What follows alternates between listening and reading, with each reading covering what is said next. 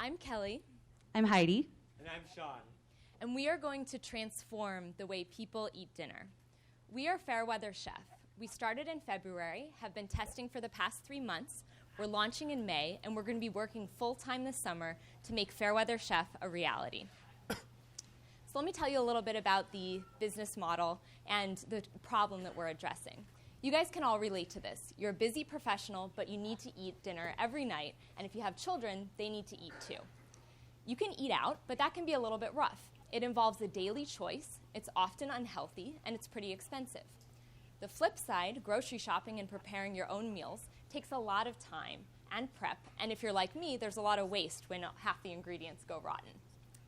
So what do we aim to achieve, and what's our customer value proposition?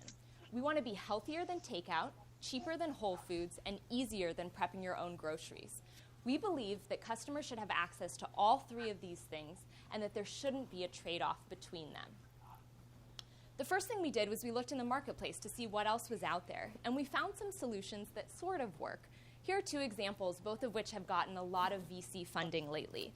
The first offers fresh produce delivered to your workplace, but they don't offer a full meal solution. The second does offer a full meal solution, but they require a subscription, and it involves a lot of customer planning that our customers said that they didn't really like.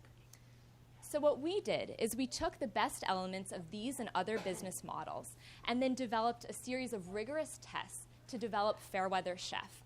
Our business model is a meal kit service that's delivered to your workplace, and our meal kit contains all the ingredients you need to make a delicious, healthy meal. Now we're going to tell you about how we got to this point. So, of course, being the entrepreneurs we are, we wanted to get out onto the field very quickly. So we developed our initial pilot test, and we were really focused on 3 things: the customer value proposition, the distribution channel, and the cost structure. On the customer value proposition side, we wanted to make sure that we created a product that actually fit the pain point that we described.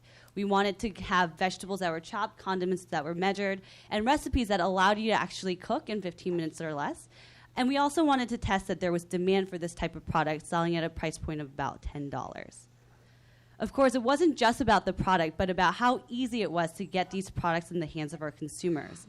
So we tested a distribution model that made it really easy for the consumer to pick it up at the end of the day at a convenient location, either near their work or their workplace. And the business model that we wanted to pursue was something like a roaming ice cream truck that came to a convenient location near you, and you'd be able to pick up the meal kits on demand. Of course, in the MVP setting, we did something a little lighter. We bought a cooler that we carried around various parts of the HBS campus and sold these meal kits. We had a whole host of assumptions and hypotheses, but they generally fell into 3 buckets: the product, the demand, and the distribution side. Here you'll see some pictures of the meal kits that we created. We actually used a out-contracted personal chef who created the recipes for us, as well as the meal kits, and you can see some pictures here. And here are some pictures of our happy customers who were really valuable in providing us feedback. We learned a ton from learning this test, much more so than we would have learned if we were just ideating in our rooms. And some of the results were positive, and some we had to really learn from. On the positive side, we saw that there was actually demand for this type of product. We did some light marketing to about 120 people, and were able to sell out of all 20 meal kits we created.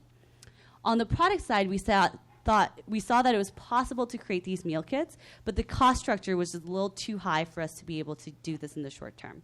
And on the distribution side, while the model we had was quite convenient, we saw that it was sometimes difficult to capture the attention of the people who were unfamiliar with the meal kit concept. Lastly, as we really thought about this, we realized that the demand might actually have been somewhat falsely positive, given that we had a really captive audience in a highly trafficked area. And if we were trying to recreate this using an ice cream truck that would go to a random corner of a street somewhere, we might not be able to generate the type of demand we saw. So what did we do? Of course, we did a little pivot. We retested some of the elements we had tested before, as well as some new ones, and there were 2 major changes we came to.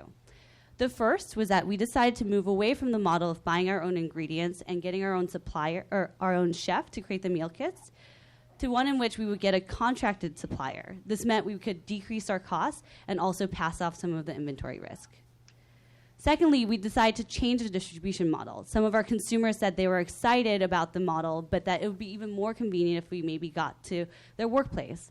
We were also thinking actively about ways that we would be able to capture an audience that we can market to in a concentrated way and also be able to use economies of scale. So we thought about moving to a B2B2C business model in which we would partner with companies who would give us access to their employees, who we would then sell directly to be able to sell at much greater scale than in the ice cream truck model. We came up with a whole list of new assumptions and hypotheses, and of course, we went back out onto the field to do more testing. Great. So now that we had these new hypotheses, we needed to test them in the market. And we've talked to hundreds of consumers, and we've done in-depth interviews of 30 minutes or more with 53. And these come from a variety of backgrounds. So we obviously talked with consumers, but we also talked with HR and office managers about how they would like this in their workplace. We talked with food experts, supply chain experts, even a startup that was somewhat similar to ours that failed, to talk about why they failed. And using these takeaways, we wanted to really understand, is there demand for this service? So we created a survey that we distributed to 10 companies in San Francisco and Boston. And we wanted to test these different demand elements. We were very excited to see that 57% of survey respondents said that they were likely to purchase a Fairweather Chef meal. But we know there's a big difference between intent to purchase and actual purchase. So we used Nielsen data to scale down this to a Nielsen-adjusted penetration rate of around 8%, which is similar to some of our competitive reviews. We were very pleased with the willingness to pay and the number of orders per week that we saw. And the reason that we're so excited about this business model is because, as Heidi mentioned, we have a captive audience at the employer. We also have the opportunity to take advantage of economies of scale with mass delivery, and the scalability is huge because we can reach thousands of customers at once with one partner company. So this is valuable for us, but why is it valuable to our partners, and are they actually interested in doing this? So when we talked with dozens of employers, we heard a few things. First, we heard that employers really want to support work-life balance and healthy lifestyles, so they've been developing a lot of wellness programs. We also heard that employers want to compete for talent on the basis of employee perks, and so this was an easy, free solution for them. So this is how our revised business model works. We have a supplier in Wellesley that we contract out these meal kits to. Employees order online, we deliver by 5 p.m., and they just pick them up in their office kitchen or lobby. We validated our demand, as I mentioned. One of the things we haven't mentioned yet is that VCs have invested a lot in this space and have really ramped up funding to up to about $350 million last year. We also have in-progress partnerships. We've talked with 8 employers in Boston and are continuing conversations with 6 of them, including the ones listed here, all of which have demonstrated interest in potentially being our launch company, and now it's up to us to decide which one's the best fit. We've also validated our supply. We're very excited about our white label agreements, and we've talked with suppliers in the Bay Area as well. So now that we've validated these, we're ready to launch. We're very excited about this, and we'll be launching in Boston in May with a small set of partner companies. We're testing these, we're continuing to test these and refine, especially the target segments, which are young professionals and dual-income families with kids. So we held off on scaling up our technology earlier so we could refine the business model. And now that we're launching, we're ready to ramp that up. So the first thing we're going to be doing is creating these co-branded sites with our company partners. This is, for instance, how Zipcar employees can order our Fairweather Chef kits. This is valuable for 2 reasons. First, companies are offering a free perk to their employees, and it allows them to brand it. And second, it lends us credibility, which is a great stickiness factor. We'll also be starting to create our own recommendation algorithm. For consumers, this allows them to get targeted, tailored results. But the real magic is actually in the supplier inventory management. And so we're borrowing from the Netflix model in which we'll recommend items that have excess inventory and we'll ramp down items that otherwise might stock out. And this helps us achieve our cost advantage. So why is this exciting? Well, the impact we think is huge.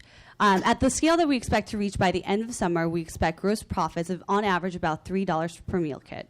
What does that mean? Well, that means that an employer of average of 500 in size, that allows us to get revenue of $84,000 per year. And with 15 partners, which we expect to have by the end of year 1, we'll be making $1.23 million in revenue. In the slightly longer term, if we're in 10 cities with 100 partners in each of those cities, and I should mention that that's actually conservative given that we're taking a deep regional approach, that gives us $84 million in annual revenue, which we expect by the end of year 5. And on a more macro level, we see that this is the right time to launch a business like this. Consumer trends are moving towards healthy living, with healthy eating being a big part of that, as well as market trends. 85% of employers are now investing in wellness programs with plans to expand even further. And the biggest trends we see in today's society around healthy eating and work-life balance are exactly the sweet spot of Fairweather Chef. We believe businesses have an important role to play in changing the future of society, and we truly believe that Fairweather Chef will play an important role in this process. We'll tell you a little bit about our team if you guys have questions, but between the three of us, we have experiences working in consumer web, startups, supply chain, food and beverage, as well as computer science, and we're really excited to tackle this challenge. So, again, we're Fairweather Chef, and we're going to transform the way people eat dinner.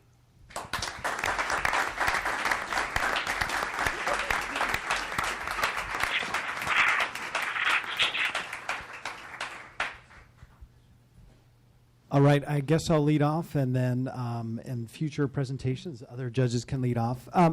You did a lot of nice testing in the beginning of your model, but at the end, I was really questioning, for example, you showed the Zipcar page and the supplier inventory management.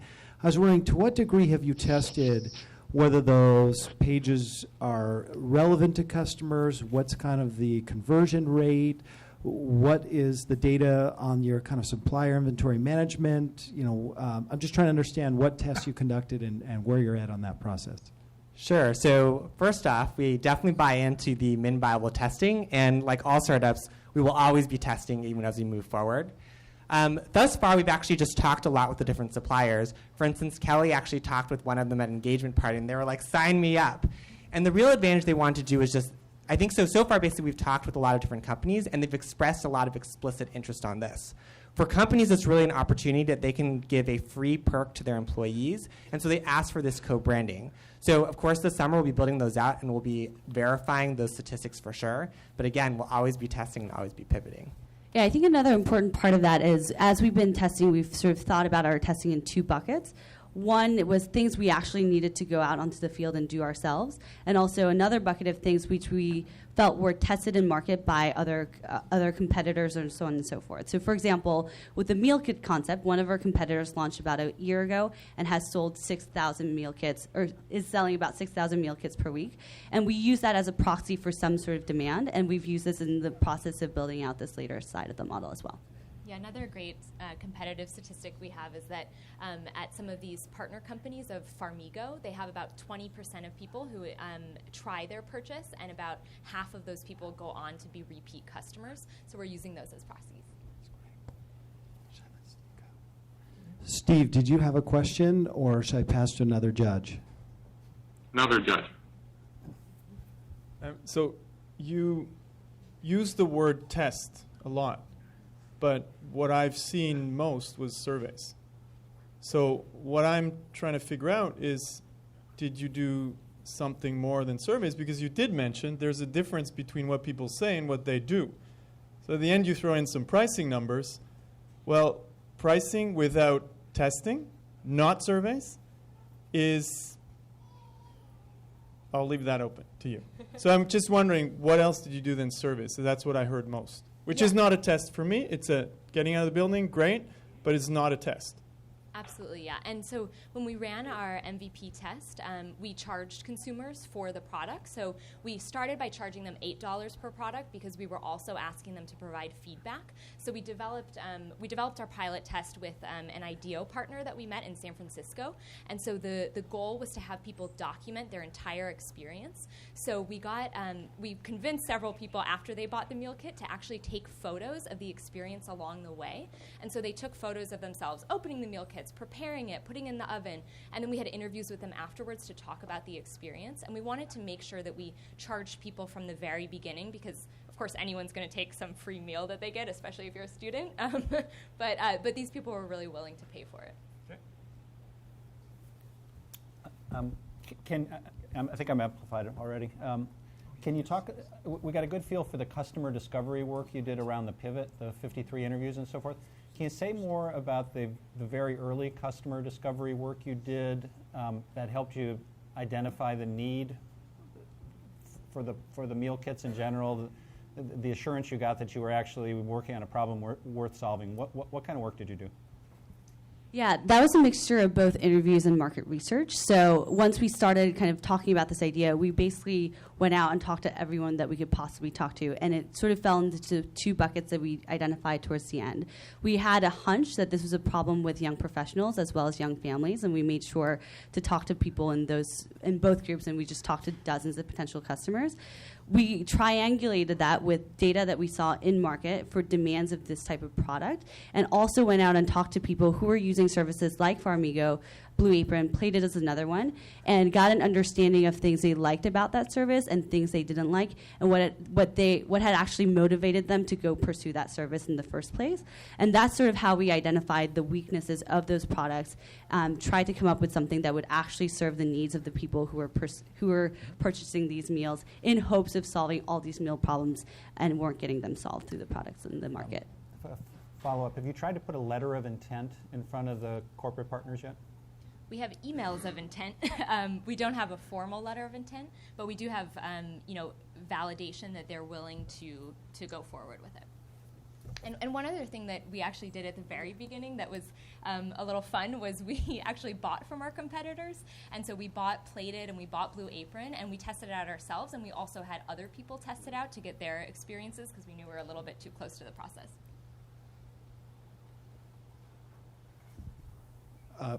Steve, did you want a question, or do you want to pass? I'll pass on this one. Okay. I had another question, and then we're probably wrapped up on time. Do you have any sense of, your partners are sending you letters of intent? I'm curious, any willingness to pay? Because in some ways, if they were willing to pay some small portion, that might indicate even greater kind of commitment to what you're doing. Yeah, that's for sure something that we're exploring. So we're actually exploring two options with the partners, and this is, I think, in the long term what makes this really attractive. One is providing the employers providing subsidies for these meals for their employees. The second is actually working with the insurance providers of these employers so that we can bring down the insurance premiums by providing evidence that their employees are eating a lot healthier. And this is something we see with wellness programs today with employers who provide perks for gym membership and preventative care and so on and so forth. We have kind of had those initial discussions with our partners. It's not something we want to formalize at this stage without having fully tested the model. And I think really our goal in this beginning stage is to fine-tune a model that we can scale very quickly rather than trying to come up with many models which could fail. And so in this process, this will be definitely an active part of the discussion, but not something that's being pursued directly right now. That's great. I actually realized I had one follow-up question. On the Zipcar page I saw, I just wanted to clarify, is that actually in testing and you're selling meals to customers, or is that in preparation? So right now we only have the static page up before, so we're building these out and should have them by the end of this month. Okay, but Zipcar customers aren't buying the meals yet, right? Okay, I just want to make sure I knew. Thank you. Back to Alex's question about beyond surveys to testing. Did you have a hypothesis in terms of the adoption rate or the penetration rate when you sold the kits? Was there did you know what a failure would look like with a threshold level of purchase? Yeah, so we wanted to target around 100 customers with a marketing message, and we got 20 meals hoping that we would sell 10 at least. We knew that HBS is not the perfect place to test this, just like any MVP test is not perfect. So we thought that we would get a higher conversion here than other places, and we definitely didn't expect 10% in the actual market. But we're actually really surprised that we sold out of all 20 of the meal kits. Great, thank you so much.